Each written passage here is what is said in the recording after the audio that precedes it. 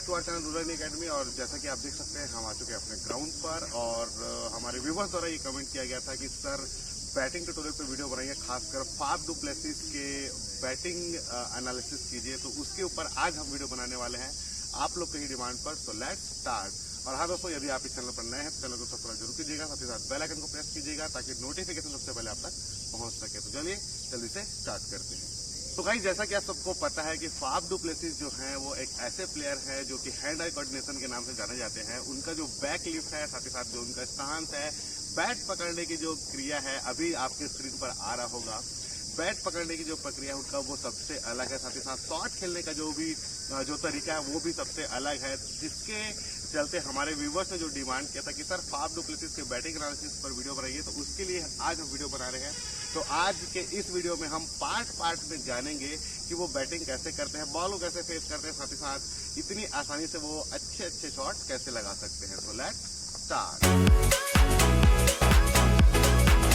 तो सबसे पहले बेसिक में दोस्तों बैट पकड़ने का जो तरीका है दोस्तों वो कुछ इस प्रकार से आता है। जैसा कि मैंने पहले ही कहा है कि फाफ डू प्लेसिस का बैट पकड़ने का जो तरीका है वो हाई आर्म बैक लिफ्ट होता है।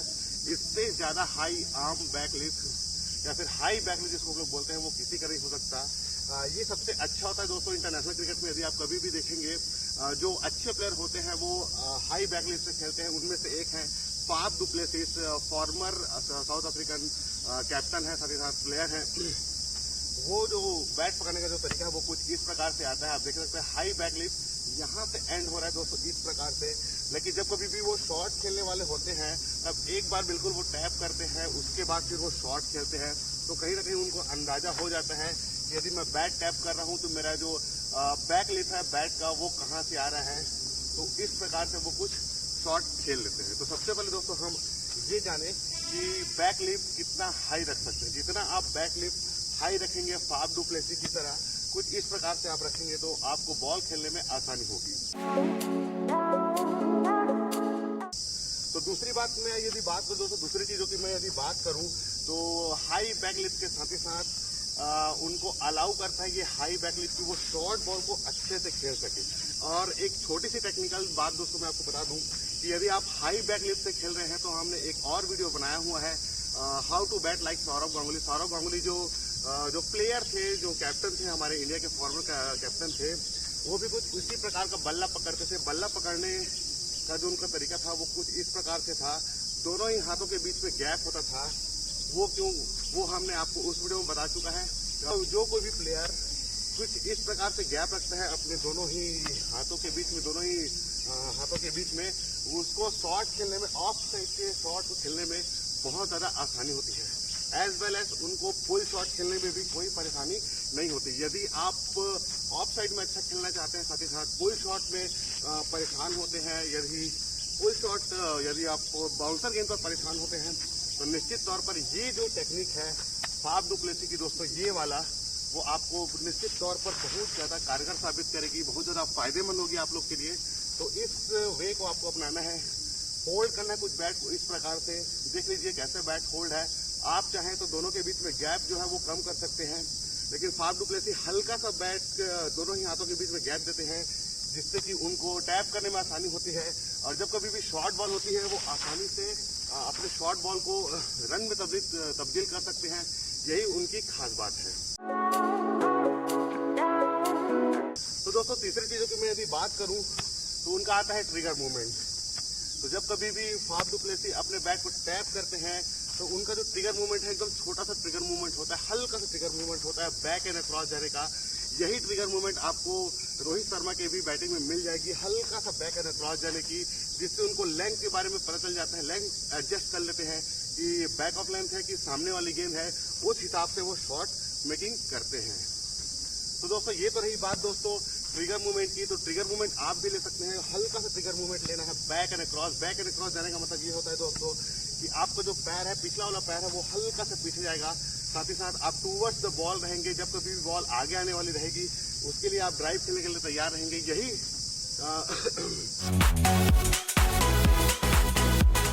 यही छोटी सी कमजोरी है दोस्तों फाफ डू प्लेसिस की। जब हम एनालिसिस कर रहे थे, जब हम पढ़ रहे थे, जब हम इसके वीडियोस देख रहे थे, तब हमको समझ में आया कि जब कभी भी अच्छी अंदर आने वाली गेंद होती है, इन स्विंग होती है, जैसे कि आपने भुवनेश्वर कुमार को देखा होगा, अच्छी अंदर आने वाली बॉल जो है वो निश्चित तौर पर फाफ डू प्लेसिस को परेशान करती है। तो आपको ऐसा नहीं करना है दोस्तों। यदि आप फाफ डू प्लेसिस की तरह बैटिंग करना चाहते हैं तो निश्चित तौर पर उनकी तरह बैटिंग कीजिए, लेकिन कहीं ना कहीं उनकी कमजोरियों को आप अपनाइएगा मत। जब कभी भी गेंद आने वाली हो आपके अंदर तो आप कोशिश करें कि उसको सीधे बैट से डिफेंस करें। जैसे कि हमने वीडियो बनाया है how to play like Steve Smith, आप चाहें तो उसको भी जाकर देख सकते हैं कि वो कैसे ऑफ साइड में भी अच्छा शॉट खेल सकते हैं, कैसे लेग साइड में भी अच्छा शॉट खेल सकते हैं, सीधे भी बहुत अच्छे बल्ले से खेल सकते हैं। तो मैं बता रहा था दोस्तों ये छोटी सी कमजोरी के बारे में जो कि फाफ डू प्लेसिस को हमेशा सताती होगी कि अंदर आने वाली जो बॉल होती है वो हमेशा परेशान करती है, उनको ऑफ स्टम्प ले जाती है। साथ ही साथ यही की जो बॉल है, लेंथ की जो बॉल है वो उनका बाहरी किनारा भी ले जाती है। तो निश्चित तौर पर ये जो बॉल है वो परेशान कर सकती है। यदि आप इस टेक्निक को अपनाना चाहते हैं दोस्तों तो आप टैप कीजिए। यदि बॉल बाहर है, आपके स्टम्प के रेंज में नहीं है, निश्चित तौर पर उसको छोड़ दीजिए। यदि बॉल पुल के लिए है तो बिल्कुल उसको पुल कीजिए, क्योंकि ये जो ग्रिप है वो आपको अलाउ करेगा अच्छी तरीके से कोई शॉट खेलने के लिए। इसमें आपको एफर्ट डालने की जरूरत नहीं है। यदि 2 शॉट है बॉल तो आप आसानी से इसको ऑफ साइड में भी खेल सकते हैं, कट भी कर सकते हैं। तो इस टेक्निक को अपनाकर दोस्तों आप अच्छी तरीके से रन बना सकते हैं। तो गाइस जब कभी भी आप फाफ डू प्लेसिस की तरह बैटिंग करना चाहेंगे या फिर उनकी तरह बैटिंग करेंगे तो ध्यान रखेंगे दोस्तों इस बात का कि जब कभी भी आप शॉट मेकिंग करेंगे तो फाफ डू प्लेसिस का जो बैक लिफ्ट है वो हाई तो होता ही है। साथ ही साथ जब कभी भी वो बैट लाते हैं तो थर्ड मैन से लाते हैं, साथ ही साथ सेकंड स्लिप या फिर थर्ड स्लिप से अपने बैट को लाते हैं। कभी कभी जो यूजुअली जो बैट्समैन होते हैं वो ट्राई करते हैं कि सीधे ही स्ट्रेट बैट से खेलें, कुछ इस प्रकार से अपना जो हाई बैकलिफ्ट है वो रखते हैं। लेकिन फाफ डू प्लेसिस के साथ ऐसा नहीं होता। उनका जो बैकलिफ्ट है वो थर्ड मैन से, सेकंड स्लिप से या फिर थर्ड स्लिप से आते हैं, कुछ इस प्रकार से। तो इस छोटी छोटी टेक्निकल चीज़ों का भी आपको ध्यान रखना है। यदि आप उनकी तरह बल्लेबाजी करना चाहते हैं तो निश्चित तौर पर आप इसमें सफलता प्राप्त कर सकते हैं। हमेशा ध्यान रखें इस बात को कि प्रैक्टिस इज द की। जितना आप प्रैक्टिस करेंगे, जितना आप नेट में मेहनत करेंगे, उतना ही अच्छा आपका बैट फ्लो जाएगा। तो कोशिश करेंगे सीधे बैट से खेलने की।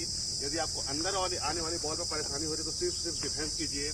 यदि आप गैप नहीं रखना चाहते तो निश्चित तौर पर आप इसके गैप को भी कम कर सकते हैं और कोशिश करेंगे कि इस प्रकार से आपको बैट को होल्ड करना है, टैप करना है। और जब कभी भी गेंद आने वाली होगी, डिलीवर होने वाली होगी, तब आप छोटा सा ट्रिगर मूवमेंट करेंगे और डिफेंस करने के लिए देखेंगे। यदि बॉल शॉर्ट पड़ी तो आप पुल मारेंगे, यदि बॉल शॉर्ट पड़ी ऑफ साइड में तो आप कट मारेंगे। इन शॉट को आप अप्लाई करके बहुत सारे रन बना सकते हैं।